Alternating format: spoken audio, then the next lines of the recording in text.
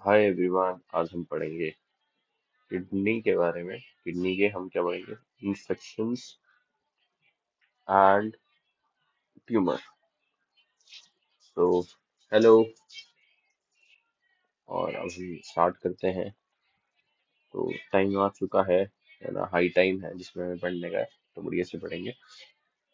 पहले हम जानेंगे वसाइको रिफ्लक्स। वी और वसाइको रिफ्लक्स, इसका मतलब होता है अपवर्ड फ्लो ऑफ यूरिन और इंस्पिरेशन। ठीक है, जैसे इसकी ग्रेडिंग होती है, ग्रेड 1, 2, 3 एंड 4 और 5। ठीक है, ग्रेड 1 में क्या है? यूरिन रिफ्लक्स कर रहा है ओनली टू द यूरेटर। ठीक है, यू आर ग्रेड 1। ग्रेड 2 में क्या है? यूरिन रिफ्लक्स कर रहा है to the ureter and to the pelvis, मगर कोई डिस्टेंशन नहीं हुई। ठीक है, ग्रेड 3 है, रिफ्लक्स भी हो रहा है, पेल्विस में भी हो रहा है, डिस्टेंशन ऑल्सो प्रेजेंट। ठीक है,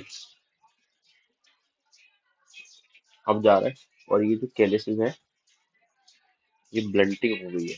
तो ठीक है, ये शार्प होते हैं जैसे, और ये हो गए ब्लंट। ठीक है, ब्लंटिंग होगी ग्रेड 4 में। फिर ग्रेड 5 में क्या? सीवियर डिस्टेंशन पूरी तरीके से फैला हुआ है of ureter with loss of papillary impression. ठीक है, ठीक है, तो ये हो गया। क्लिनिकल फीचर क्या होंगे? रिफ्लक्स हो रहा है मतलब यूजे होने के चांसेस है, सिंपल सिंपल सी बात है। पाइलोनेफ्राइटिस भी हो सकता है। ठीक है, सिस्टाइसिस, सिस्टाइटिस होता है, ब्लैडर का इन्फ्लामेशन। पाइलोनेफ्राइटिस होता है किडनी का इन्फेक्शन। रीनल स्कारिंग हो सकती है। रीनल स्कारिंग क्यों होगी? क्योंकि ऐसे में किडनी का फंक्शन कम होगा, है ना?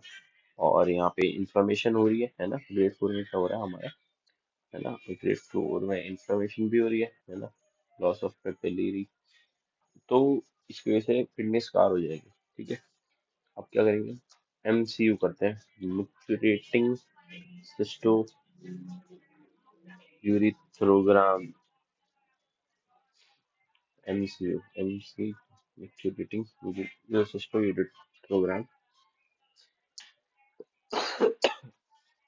पहले दिन में क्या हो रहा है? पहले दिन में रिफ्लक्स हो रहा है, दूसरे में रिफ्लक्स हो रहा है और डिस्टेंशन नहीं होगी, तीसरे में रिफ्लक्स हो रहा है विद माइल्ड डिस्टेंशन।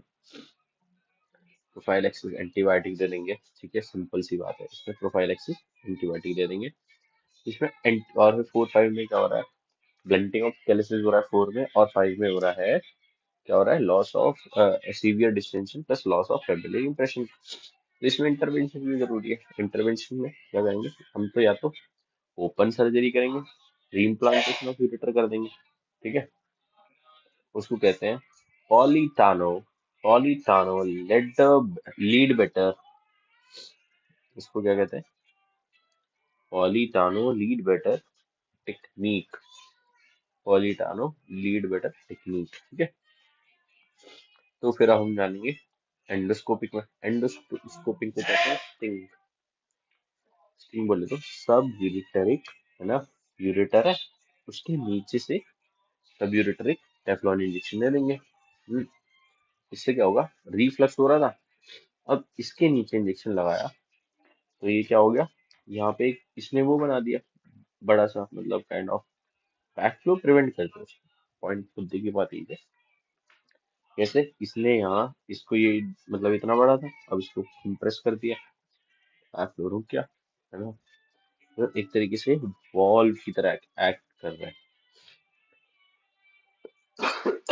यूरिन आ तो जाएगा मगर जा नहीं पाएगा। ठीक है, इसको कहते हैं स्टिंग। सब यूरिटरी टेक्सफ्लो इंजेक्शन ऑल्टरनेटिव है इसका डिफ्लक्स, है ना? रिफ्लक्स है तो उसको डिफ्लक्स कर देंगे। रीट्रोपेरिटोनियल ट्रॉमा। अब मान ली ट्रॉमा होता है ना किडनी में, तो कैसे कैसे हो सकता है? ट्रॉमा का जोन 1 ये हो गया, जोन 2 ये हो गया। जोन 1 में क्या? मेजर ब्लड वेसल आ गई। ठीक है, मेजर ब्लड वेसल जब जाएंगे तो it will have high mortality. Zone 2 में क्या हो गया, किडनी हो गया, है ना, यहाँ से यूरेटर निकल रही होंगे और रीनल वेसल्स होंगे। और 3 में क्या है, पेल्विस है, पेल्विक के स्ट्रक्चर आएंगे। ठीक है, तो मेजर क्या है, अगर हम जाने इसमें, मेजर ब्लड वेसल जाएंगे, मैक्सिमम एसोसिएटेड मोर्टेलिटी। जोन 2 में ये सब हो गया, पेल्विक है मोस्ट कॉमन। अब रीनल इंजरी के बारे में पढ़ते हैं। रीनल इंजरी हुई तो पहले हम इन्वेस्टिगेशन क्या करेंगे। पेशेंट स्टेबल है तो CECT करेंगे, है ना। और क्या नहीं करेंगे, है ना, फास्ट नहीं करेंगे, फास्ट इज नॉट यूजफुल। क्यों, आगे बावल आ जाएगी ना, तो गैस आ जाएगी उसमें, इस वजह से हम फास्ट नहीं करने वाले। ओके, तो अनस्टेबल पेशेंट है, अनस्टेबल पेशेंट में, है ना, स्टेबल में क्या कर रहे हैं, CECT, है ना, क्या नहीं कर रहे, फास्ट नहीं कर रहे, क्योंकि क्या हो जाएगी, गैस आ जाएगी, है ना। और अनस्टेबल पेशेंट में क्या कर रहे हैं, सिंगल शॉट इंट्रावीनस 0 ग्राम। ठीक है, कैसे, इसमें हम क्या करेंगे, डाई डालेंगे। डाई कौन सी, यूरोग्राफिन नाम से डाई आती है मार्केट में, है ना, और एक्चुअल में भी इसी नाम से आती है ना। ये केस देखा था हमने, यूरोग्राफिन डाई डालेंगे, है ना। तो हम इसको मतलब डाई डाली, है ना, एओर्टा मतलब आर्टीरियल तरीके से। तो फिर हमने एओर्टा में यहाँ से डाई गई, यहाँ से चली गई, यहाँ से आ गई। इसमें क्या, इसमें कोई इंजरी नहीं है, यहाँ से गई साइड में, रिट्रोपेरिटोनियल डाई होगी, रिट्रोपेरिटोनियल डाई। इसकी वजह से क्या होगा, इसकी वजह से क्या होगा, डाई लीक कर जाएगी, डाई लीक कर गई तो तब इंजरी है। ठीक है, सॉरी। तो अगर हमें non visualisation of kidney on dye, अगर हमें किडनी नहीं दिख रही है ऑन आई व्यू, तो बोलते हैं एब्सेंट, या तो किडनी होगी या इंजरी टू वेसल होगी, दो है ना। तो किसी किसी कंजेनाइटल, एक मेरा फ्रेंड है ना, उसकी कंजेनाइटली किडनी नहीं है, और ये भी कोई इंसिडेंटल फाइंडिंग थी, बड़ा इंटेलिजेंट है, IIT बॉम्बे में पढ़ रहा है, और जैसे, ठीक है, ठीक है। तो अभी हमने ये देख लिया, अब इसकी ग्रेडिंग देख लेते हैं कि कैसे कैसे हम ग्रेड करते हैं। ग्रेड 1, ग्रेड 2, ठीक है, ग्रेड 3, ग्रेड 4 और ग्रेड 5।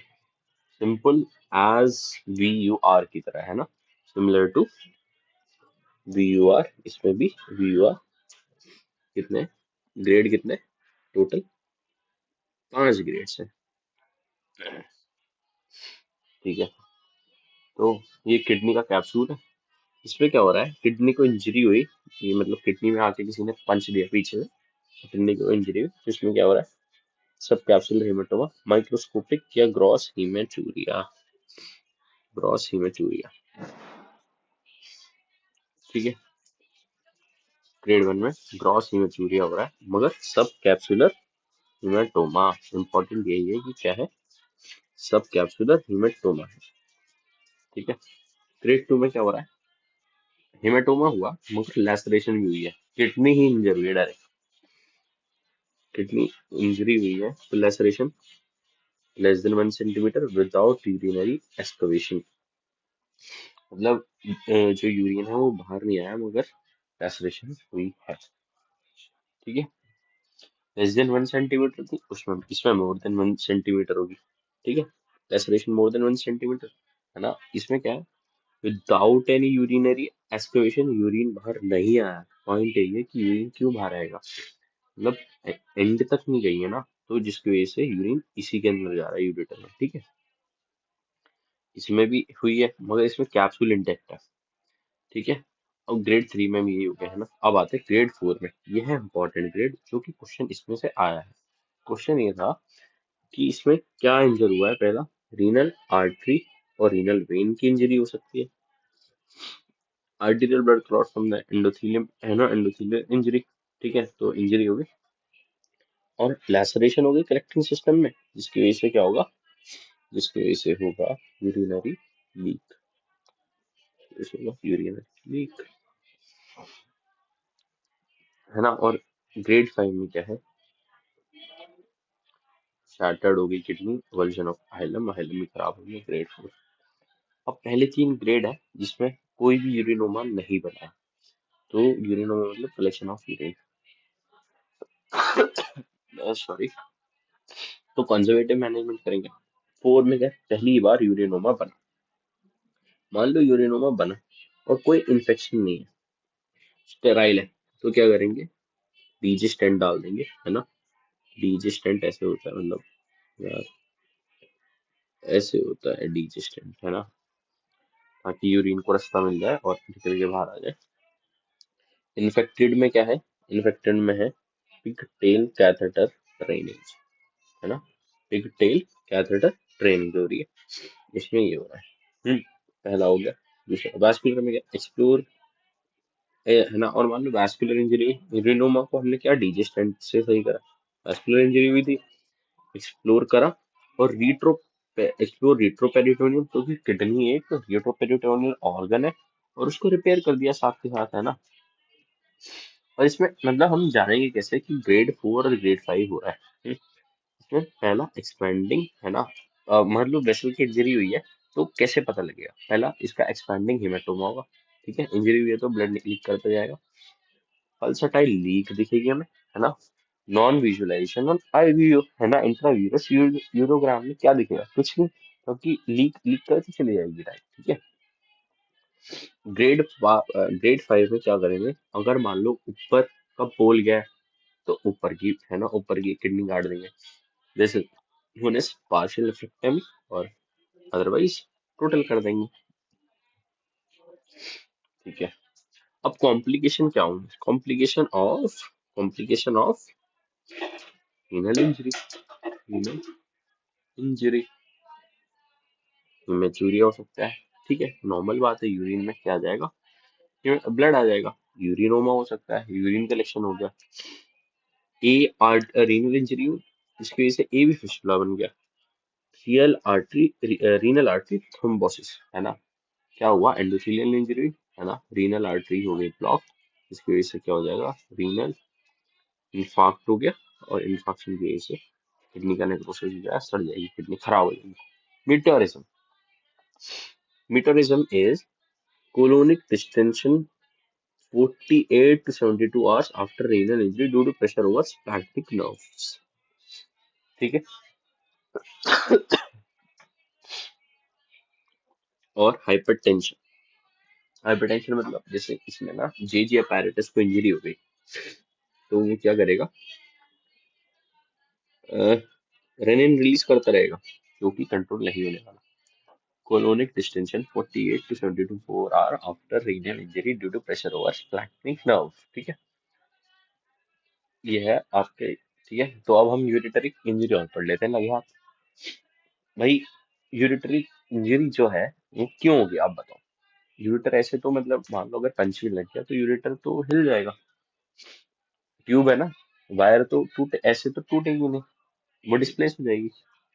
तो मोस्ट कॉमन कॉज क्या? सर्जरी। यस, डेफिनेटली आपने सही बोला, मोस्ट कॉमन कॉज है सर्जरी।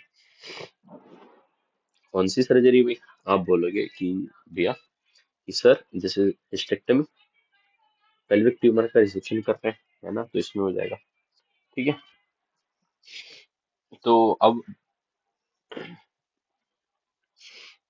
क्या करेंगे हम इसमें? अब देखो, सर्जरी रियलाइज ड्यूरिंग इंजरी, हाँ मान लो अगर इंजरी हो गई, है ना, हिस्टेक्टोमी या पेल्विक ट्यूमर आप रिसेक्ट कर रहे थे, आपने इंजर कर दिया, और आपको पता लग गया कि हाँ भाई मेरे से यूरेटर इंजर हो गया है, तो व्हाट विल यू डू? क्या करोगे आप?